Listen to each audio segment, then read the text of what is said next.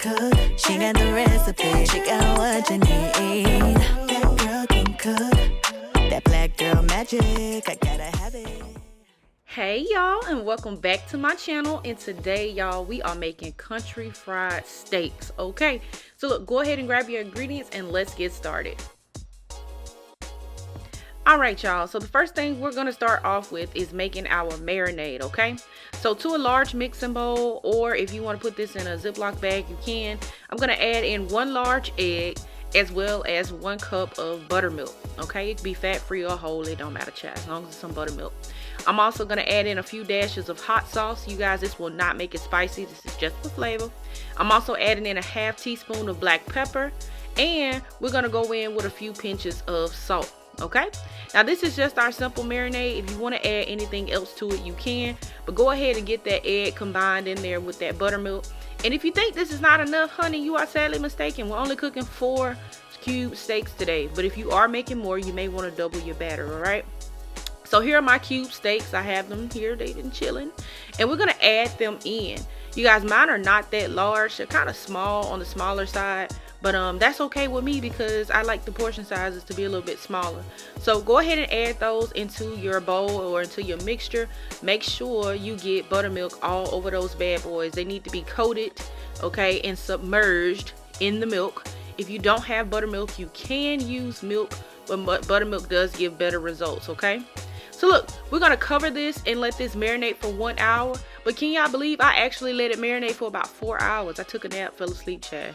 But just 1 hour. If you don't have 1 hour, you can sit them in there for about 15 minutes. All right, but let's work on our dry mixture. I'm going in with 2 cups of flour. All right, you can do this after your steaks have finished marinating. All right, we're gonna add in 1 tablespoon of onion powder, because y'all know that's gonna be some good flavor right there. And if you got the onion, you gotta add in a teaspoon of garlic powder.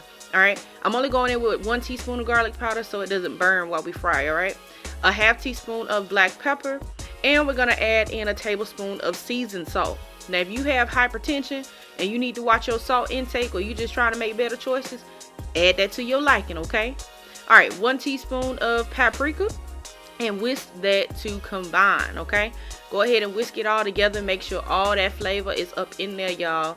Look at that. Honey, just wait till we fry this up. Okay, so look, before we start frying, you guys, our steaks are marinated. They've been marinating for an hour or 2. Well, actually 4 hours for me. Go ahead and reserve about 4 tablespoons of that flour. Okay, we're going to use that for our gravy later. And my skillet has been heating up over medium heat. I like to heat the skillet up first and then add the oil because it tends to heat quicker that way. And we are going to add in just enough oil to about half of that cast iron skillet. That is a 12 or 13 inch cast iron skillet. Okay, and now we're going to double batter these steaks. So I took them out of the buttermilk and then I added it into the flour. Make sure that flour is in there nice and make sure it's packed on there. Okay, real good. Go back into the buttermilk just lightly and then add the flour again. If you don't want to double batter your steaks, you don't have to, but this is how it's done. This is how you get that nice thick crispy coating on the outside of them, honey. That's the only way. So go ahead and take that out, and once you have battered it, your oil should be hot enough at this point, and it is time to fry them up, honey. All right, I'm only gonna fry 2 at a time because if these things don't come out perfect, I'm gonna be mad. So I know they'll be perfect if I fry them in batches. So I'm gonna cook for about 4 minutes on the first side and then 2 minutes on the other, and then we're going to flip them. Look at that gorgeous crust, honey. Oh, honey, look at that.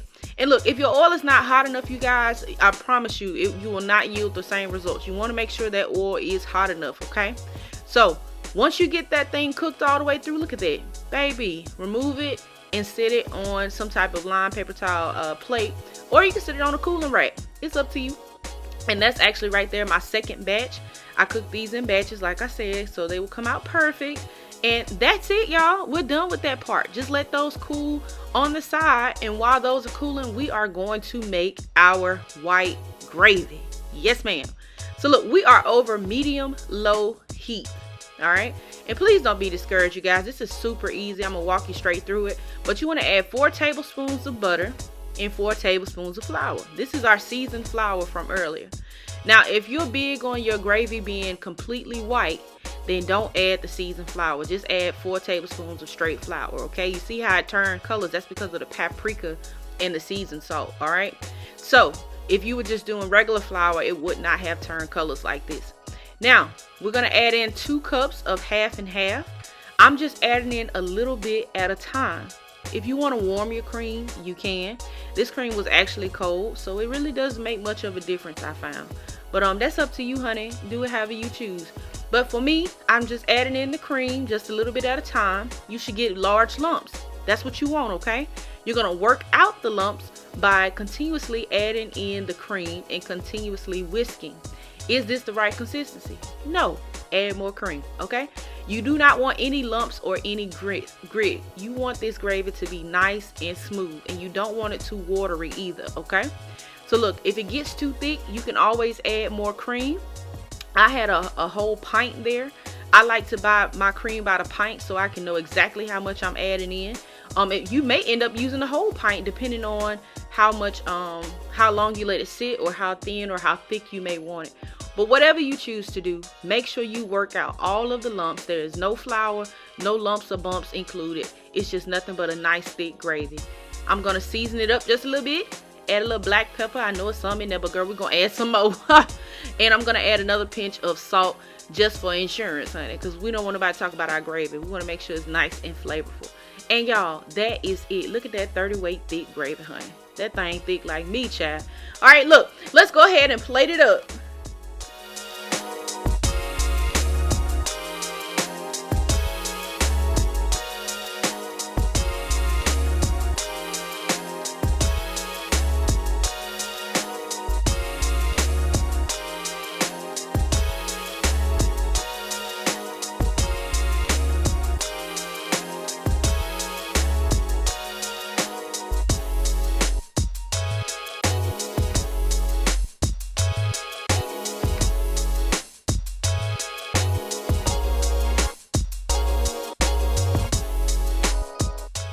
And there you have it, guys, our delicious country fried steak.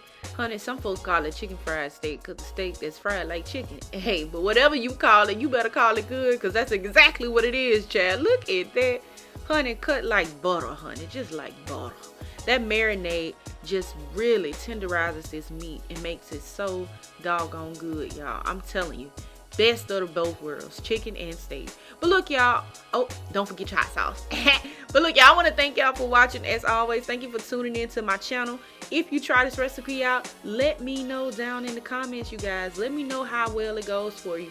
And I will see y'all next time in the next video.